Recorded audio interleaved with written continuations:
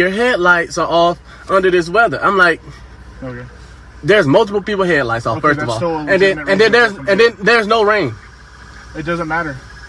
You're still required to have headlights on. Can you pull that law up? Huh? Can you pull that law up? Yeah, when you step out of the car, I will. Can you call your supervisor? Huh? Can you call your supervisor? All right, go for it.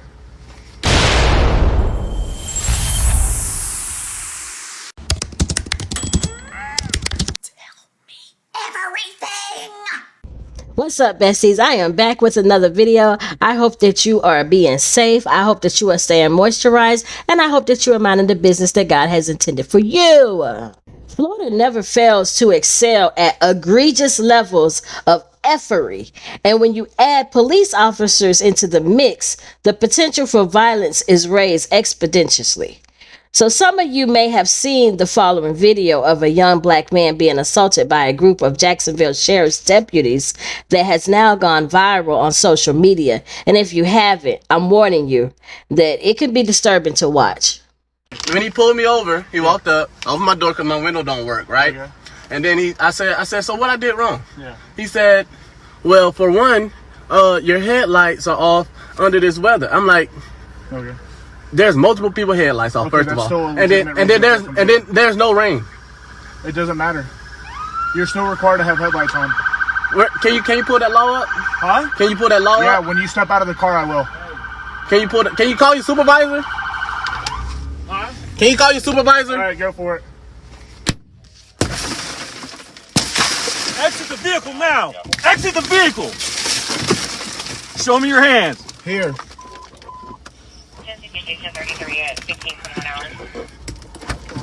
I'm here. What is your reason, sir? Step out. What is your reason? Step out now. All right. Get on the ground. Don't. Get on the ground. Stop fighting! Put your hands behind your back. Put your hands behind your back! I'm resisting. Hands behind your back! What's wrong with you? I was putting my hands behind my back. I was doing Ain't no talking now, man. Ain't no talking. I'm fucking tooth shit, bro. I was doing it, bro. What's going on, man? You're under arrest. That's what's going on. No, bro. Yes, bro. You Yes. have a lawful reason, Big bro. knife center right here too. You gonna throw me one like that, bro? Yeah, I'm gonna take it off of you, man. bro. Yeah. And I'm just trying to have a regular conversation with y'all, bro. That's not how it works. Too late. It ain't go too late. When they asked you to step out of the vehicle, you should have done that shit. Sir, your partner didn't even ask. Your Marijuana partner in his right pocket. Yes, it is. So why close the door if you see him pull up? Because, man, what you mean? He talking about arresting me and stuff, bro. I didn't do nothing. It's called resisting, idiot. I didn't do nothing wrong, sir. Can you back me up to the car so I can clean up? Shut up. You was bugging my shit, bro. When he 22-year-old William McNeil Jr. He was arrested. This happened back in February 19th of 2025. Happened in Jacksonville, Florida, in my hometown. And the police pulled him over, talking about he didn't have any headlights on in inclement weather. Now, if you notice, when they pull him over, there's no rain. Ain't nothing. There's no inclement weather going on. Okay. So, and then they also said that he didn't have on his seatbelt. But if you notice, you saw the cop reach right over him and pull the seatbelt off of him. And that was after he, punched him in the face. So what's really going on? They keep saying that he did not comply. Now, here's the thing.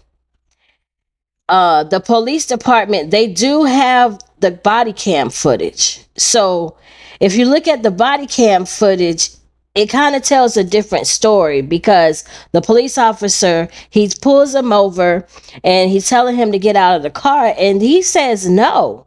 He said no, and then he shut his door back. Now, listening to the dude's testimony, the dude said that his window was never working. His window didn't go down. But the fact that you closed it in that officer's face, I know that did not help the situation. But that does not, excuse the fact that they put hands on this man. But let's see what the body cam footage says. And then let me know down below, do y'all feel like the police are justified based off of the first video that I showed you and based off of the one that I'm getting ready to show you? Do you feel like the police are justified with what they did? Brand new body camera video just released in the past couple of hours showing the circumstances surrounding a viral and violent arrest.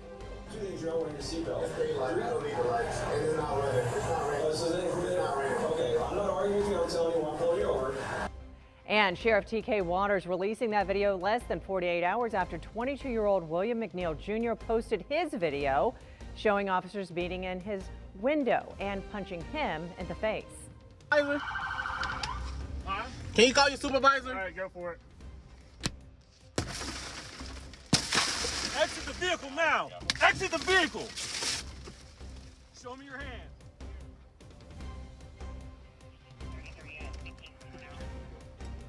Okay, a lot of information coming out in just the past 24 to 48 hours. Thank you so much for joining us on First Coast News at 7. I'm Jessica Clark. We have been following the news of this viral JSO arrest video all day since we first told you about it last night around 6 o'clock. So here are 3 things to know right now. Sheriff T.K. Waters says none of the officers involved in McNeil's arrest violated criminal law. He also says the cell phone footage does not comprehensively capture the incident, and that's why he's releasing the body camera video of the incident. Waters also says McNeil, the driver, never contacted GSO to file a complaint after the arrest, and that the sheriff's office was unaware of his allegations of police brutality until the video he posted to social media Sunday. Our team coverage tonight begins with our Riley Phillips outside of JSO headquarters. And Riley, what are you learning tonight? Yes, we saw 3 different body camera videos from 3 officers responding to this scene. They all showed different angles of this arrest. So in 2 of the videos, you can hear officers repeatedly asking William McNeil to get out of the car. The arresting officer, Officer Bowers, repeated, "Open the door and exit or we're going to break your window." The body camera video also shows Bowers breaking the window, and we can see the moment he punches McNeil in the face. And then we can see the moments when he's taken out of the car and placed in handcuffs. What we don't see in any of those videos, though, is whether McNeil reached for a knife. That was something that was explicitly stated in the arrest report. And here's what Sheriff Waters had to say when asked about that discrepancy during a press conference. We operate off facts and facts alone. I can't make assumption. All I can go by when I read those things is what's stated in the report. I'm not saying whether it's true or whether it's not. I'm saying no one sees his hands at that point. He says, "Put your hands up," then his hands come up. But it was after the strike to the face. Like I said, again, I'm not trying this case in front of the public. I'm trying to give the public the information in context. And Sheriff Waters also acknowledged use of force is sometimes ugly. Again, the state attorney's office determined that a criminal investigation was not necessary here, but the sheriff's office has opened an administrative investigation into this incident. Sheriff Waters also saying had McNeil filed a complaint when this arrest happened, they would have opened an investigation at that time. In downtown Jacksonville, Riley Phillips, First Coast News, on your side. Now, this is the knife that they were saying was up under his chair. And if you can see, there's a whole bunch of junk up under this chair. This is up under the driver's seat because you can see the pedals. I mean, who in their right mind drives with all this trash up under the pedals? Please tell me. So either, what, did they put it there? Because I can't imagine. There's nobody in this world that drives with all this trash up under their pedal. It's impossible. So did they move this there? They had to move all that trash there. I'm just saying, because this is what y'all said he was reaching for. How? Look at all this trash. They smashed his window and then punched him in the face. Smashed his window and then punched him more than once in the face and then ripped him out of the car. Because why? Because he wanted to speak to a supervisor. He calmly asked to speak to a supervisor after being pulled over for unknown reasons to him and later being told that he didn't have his headlights on during bad weather. Got it. So the next time I hear any of you say, why don't they just comply? Why don't they just listen to the officers? He was. He did. And who cares if he didn't? They're clearly the criminals here, not him. They was not my normal content, but I'm going to speak on the William McNeil Jr. incident because I am a person of color who also lives in the state of Florida, who's had several issues with police in this state. Now, as far as it's concerned, I don't hate all cops. I hate bad cops. Apparently, William McNeil Jr. had a suspended license. Okay, cool. Apparently, there was herb found in the car. Okay, cool. Guilty. Done. We're good. You pulled him over for driving with no headlights on in broad daylight when apparently it was inclement weather.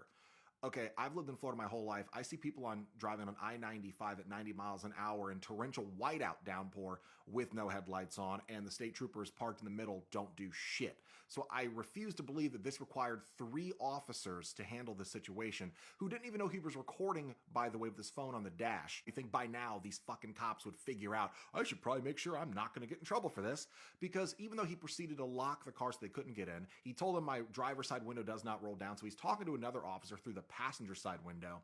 They proceed to refuse to give him any extra information as to why they actually pulled him over. Like, tell me what I've done wrong. Now, clearly, if he had a suspended license, there's herb in the car, he's done wrong. He's still asking for them to clarify what it is, because at this point, this is a pretty bullshit traffic stop. And as far as it's concerned, they proceed to break his window and then punch him in the face, even though he was not resisting. They tried to lie and say that he went for a knife that was on the floor of his passenger side, which is BS, because you can have a knife in your car. You can have a knife on you in Florida. In fact, you can have a 4-inch knife or lower in Florida, Georgia, and the Carolinas. I have one in my console. So as far as it's concerned, he never reaches for it on camera once. He shows them his hands twice. They yank him out of the car, throw him into another cop who then shakes him, flips around. He gets punched by another fucking cop who then slams him on the ground, cracks his tooth, busts his face, so he's got to get stitches, and he's now got a concussion that's now he's being treated for mild memory loss.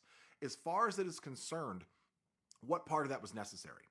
All you had to do, if he refused to get out of the car, break the window, don't hit him in the face, pull him out of the car, put him on the car and in handcuffs, read him his rights. He's done. You found the herb. You found that he's got a suspended license.